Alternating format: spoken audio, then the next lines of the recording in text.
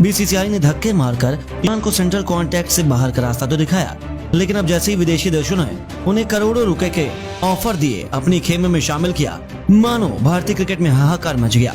यहाँ तक कि अब भारत के कई बड़े बड़े दिग्गजों सचिन तेंदुलकर से लेकर कपिल देव, सुनील गावस्कर से लेकर महेंद्र सिंह धोनी, गौतम गंभीर तक ने अब इस मुद्दे की गंभीरता से लेते हुए जो कह दिया, उनकी बातों ने अब बीसीसीआई से लेकर करोड़ों फैंस के पसीने छुड़ा दिए।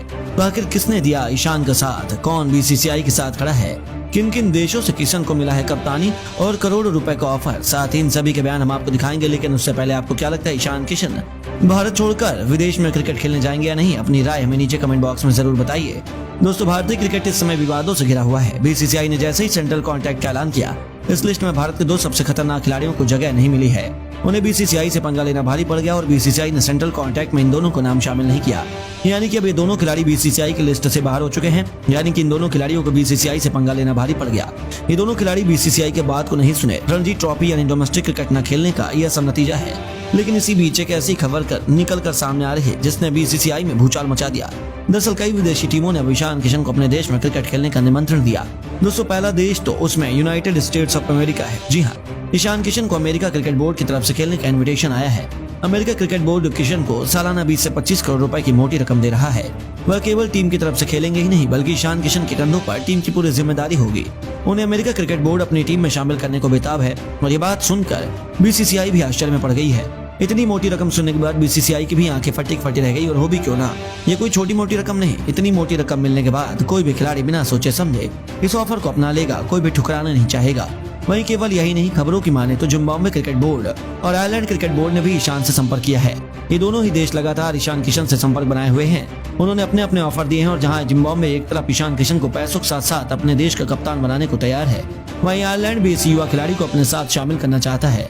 सभी ने अपने अपने तरीके से ईशान को लुभाते हुए अपने देश आने का निमंत्रण भेजा है।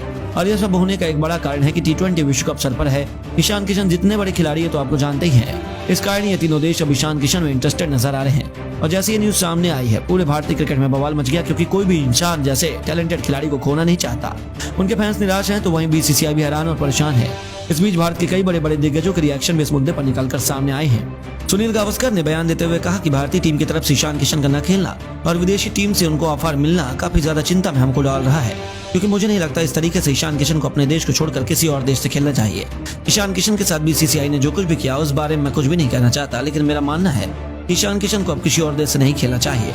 इसके अलावा खुद कप्तान कूल महेंद्र सिंह धोनी ने कहा, ईशान भारत देश की शान है। मुझे लगता है कि वह इस ऑफर को आसानी से ठुकरा देंगे, क्योंकि भारत में जो नाम, प्यार, फेम उन्हें मिल रहा है वह दुनिया में कहीं और नहीं मिलेगा।